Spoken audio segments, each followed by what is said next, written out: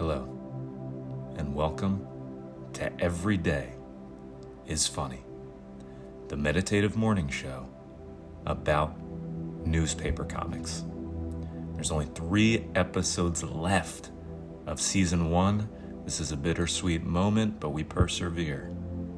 And as we end season 1, and I have a little bit of time on my hands, I saw in the news today that Vice President Harris is interviewing finalists at her home to be the vice president pick.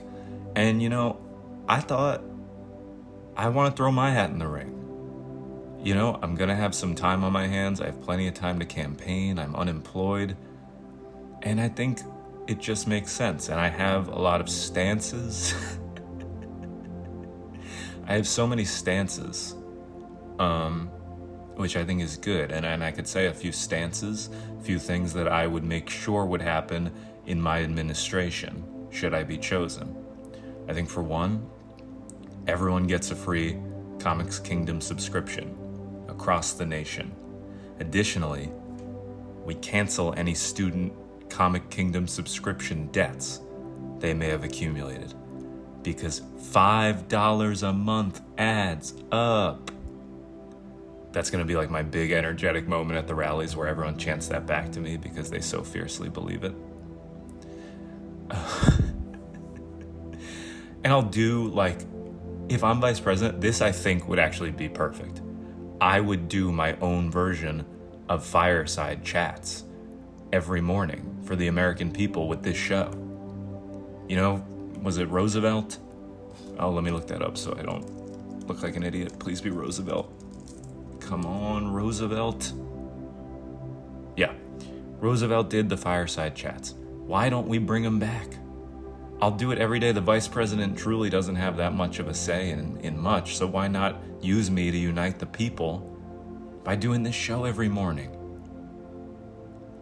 This is how you unite America. Who's going to get angry at a morning show where I'm reading Family Circus or Gearhead Gertie with these conservative values? Think about it. I'm better than some astronaut like Mark Kelly. I'm the true American dream. I do genuinely think vice presidents should do fireside chats once a day or once a week and kind of show their personality. And what better way to do it by a cup of coffee and some newspaper comics? That'd be so endearing. If the vice president did that, no one could get angry at that. They could say it's pointless and they're not focusing on the real issues, but who could really get angry at that? I'll also make sure that all of the comic creators of the major comics I read are represented in the cabinet. Terry Beatty, who does Rex Morgan MD, will be our Secretary of State, despite the fact that he has not messaged me back on Instagram about an interview request. I love him anyway. He's given me so much content and love. Not love. He's given me no love. Also, I may just want to have a cabinet of cartoon characters, and that's how we send out press releases and things. Kind of like our version of the band Gorillaz. We release Instagram posts of Oval Office meetings, but with cartoon characters, so it makes them seem like they're at the head of everything. I think the American people would find that funny. Politics is already just a big comic strip, big joke, LOL. You know what I effing mean? So yeah, this is me announcing my, I don't think you can announce your own vice presidency campaign, but that's what I'm doing. Harris Oppenheimer 2024. Every Oval Office is funny. Every vice president is funny. Every administration is funny. Just elect me. That's my campaign slogan. Just elect me. All right, let's get to the comics. The Sunday Funnies. We got some long ones today. The final Sunday Funnies of season 1. This is big. All right, we start with some high and Lois. Lois is reading a magazine about Paris in bed. I don't know. Maybe it's a magazine or just a brochure, a book. I don't know. Something about Paris. Then she goes to sleep. We see Lois goes to the Paris Olympics in her dreams. Then we see what she does there. First a wine tasting, then gourmet dining, luxury shopping, museum hopping, And then, in her thoughts, as she still reads, "No time for sports." Okay, so kind of a joke on the Olympics. A couple things I'm confused about here. She goes to bed, but then in the final slide is reading again. So did she not go to bed? The timeline's not adding up. She went to bed, but in the end is still just reading. It was like a pseudo dream state. It's like she's just imagining her dreams. Some sort of dreamception. Also, maybe the saddest part of this, we see her doing all these activities in France, this whole wine tasting, gourmet dining. Nowhere in sight is Hai, her husband. She's doing all of these activities very solo. They make a point to show nobody else with her. Also, when she's doing this gourmet dining, she's ordering some whole roast chicken, but it comes on a platter with a case over it for some reason, which I've never seen it presented that way. It looks a gross coloring and also unusually small. You could palm that whole chicken. And she has a fork, she's gonna do something with a fork to that bad boy. I don't know. Maybe that's how they do it in France. I'm really just upset though that Hai's not there. You can tell where her true allegiances lie. Country over husband. And why wouldn't you hit up one sport? The sports are fun. She seems like the mom in Family Circus, she wants out of the family unit. Seems like all the moms in these comics don't want to be there. I mean, it's alright to daydream and such, but at what point is it too much? Alright, Mary Worth time. Yesterday, a surprise was hyped, as Stell was getting dinner at Ed's house, and he was claiming that he wants to see her face as much as possible, and if the surprise goes well, he will be, which makes it sound like he's about to propose, even though it doesn't seem like they've been dating that long, and he seems like a bit of a weirdo. Let's see what we got going on today. Okay, they're still in the home, eating or drinking. She says, "Thanks for feeding the little ones, Ed." We see a woof and a meow. He says, "My pleasure. How's your food?" Headline, "As Stell and Ed enjoyed dinner at his place." She says, "My steak is delicious, dear, and the salad is perfect." He said, "I'm glad you like my simple cooking skills." She says, "I love your absolutely tremendous cooking skills." Then all the pets eat together with their separate bowls. She says, "You're an amazing man in every way. I'm so lucky."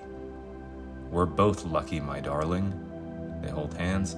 He says, oh no, he thinks, "And so very much in love, I can't wait to surprise you with my gift." Okay, so while not doing the same exact dialogue, this strip today is doing the exact same plot line and maneuvering and template as yesterday. They're sitting down, talking about how much they like each other, and he alludes to a surprise. We're just kind of repeating it in a different way, which I suppose is fine. We do this strip every day. I mean, they are showing a lot of unity. We see all these pets eating together as a family. We see the whole unit. He's definitely gonna propose. I will say the steak on the table looks kind of gross. But that's all right. I put that more on the illustrator than the fictional man. How's he gonna do it? Why does he keep thinking about it? Just effing do it. The salad is perfect. I don't think I've ever heard anyone say the salad is perfect. The steak was okay, but the salad was perfect. They do seem to be in love. I still just worry about Wilbur. No amount of dreams of his fish or karaoke nights with his daughter will prepare him for his ex-significant other moving on. Why can't we get confirmation that that's who this is? Because she seems so out of his league, it's insane. I don't want to harp on this or, the unappealing appearance of Wilbur, but it's truly night and day. And I don't think that this woman would be the mother who threw out Dawn. So I really don't know if this is the woman. Because this does not seem like someone who's getting into arguments with anyone, much less their daughter. She's just very complimentary The steak's delicious. The salad is perfect. You're a tremendous cook. Thanks for feeding the dog.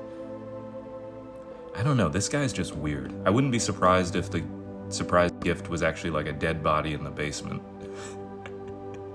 I wouldn't be surprised if he's like Buffalo Billing it out there. You're an amazing man in every way. I'm so lucky. Nobody talks normal in these comic strips. I just want a normal conversation.